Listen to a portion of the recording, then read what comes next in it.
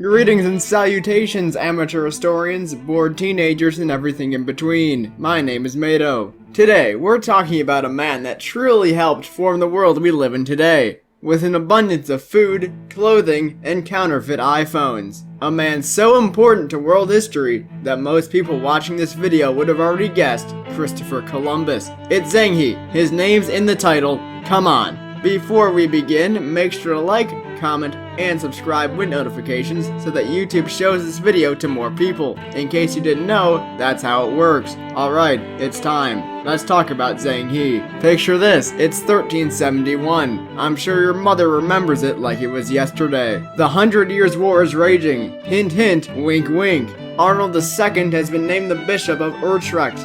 Yeah, I had to dig deep for things that happened in 1371. And in the Yunnan province of China, Ma He is born into a noble Muslim family. His family was related to a former Mongol governor of the Yunnan province, as well as King Muhammad of Bukhara. You know, like the rich uncle who works on a 7-figure salary in Silicon Valley that shows up once a year at Christmas and starts tossing around PlayStations like they're candy, and then before you can thank him, he drives away in his Tesla. Oh, I'm fantasizing again. As a child, he read the works of Confucius and Mencius. Ha, nerd. I'll be in my room fantasizing about buying a 3090. Being Muslim, Ma's father and grandfather made the pilgrimage or Hajj to Mecca. A curious kid, he would always ask them about these journeys. Now, if these are anything like my road trips, I simply wouldn't answer. It's just one more witness. If you're anything like me, you were playing Call of Duty at the age of 10 and have become void of all remorse. It's easier that way.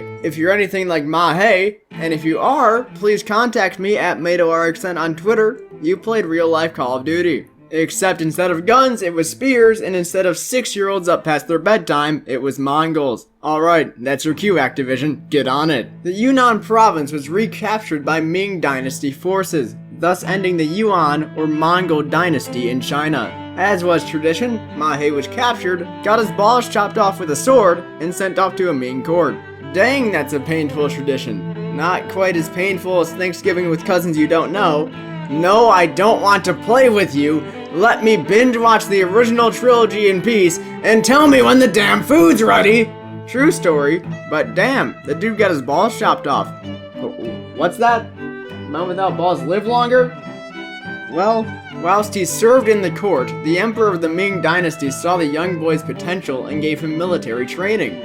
Over time, he became a trusted advisor of the emperor. He began serving as a bodyguard for Prince Su Di. The emperor died and was replaced by his grandson, and he was overthrown by Zhu, who renamed himself Yongle. Ma He had become a good friend of the new emperor and was promoted to Grand Eunuch. The position, and the big ball energy that comes with it, meant a new name, Zheng He. This also meant pesky responsibilities, like rebuilding palaces. I guess the insurance company didn't cover Mongol invasions, so I'll add that to the list. Right next to firework accidents involving a mini trampoline, a helicopter blade, and an ungodly amount of chicken legs. I plead the fifth. He was also taught the art of weaponry and the construction of ships. And it just so happens that China was looking to regain its maritime supremacy. The emperor had a fleet of 3,500 ships, many of which are still some of the largest ever built. Zheng He's first voyage began in 1405 and involved 208 crafts, 62 of which were treasure ships, and nearly 28,000 crewmen. On this trip, they traveled to Champa in Southeast Asia and gave the king gifts. Now, if I were you, and I'm not, I wouldn't try this. However, then he went to the Spice Islands in modern-day Indonesia, and then went to the Malabar coast of India. The whole time he was trading goods and talking up the Chinese emperor. He returned from this voyage in 1407, only to leave for a second one in 1408, following a similar route. However, this time he met with some pesky resistance. Don't worry, nothing a few cannons won't solve. Nothing! On his third voyage in 1409, he sailed past India, must have gotten bored of it, and sailed to the Arabian Peninsula. Legend has it he even saw George W. Bush. In 1413, he set out on his largest voyage yet.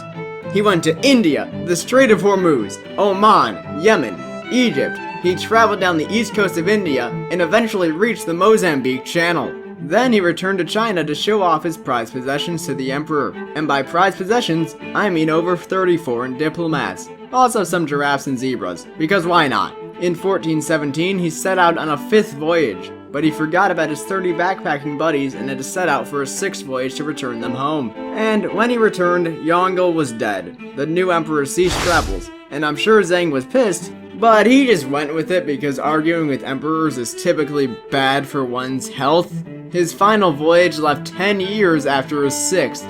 On his 7th voyage, his fleet went back to India, where he began his Hajj to Mecca. At some point, he got sick, and much like another person I've talked about recently, it's unclear how or where he died, or if he even died at all. It's time to answer the question posed in the title of this video. For starters, these are some of the first voyages of such vast size and scale. This allowed the development of relations and trade routes between nations, arguably forming the foundation for the globalized society we live in today. Voyages were permanently ceased shortly after Zheng He's death, as conflict with the Mongols flared. It's often wondered what the world we live in today would have been like if the Chinese had continued this momentum. Would they have discovered America nearly 60 years before non-Viking Europeans? Some argue that they actually did, but I'll put that tinfoil hat away for now. What do you find most interesting about Zheng He's adventures? Comment down below. I've been Mado, and I'll see you next week.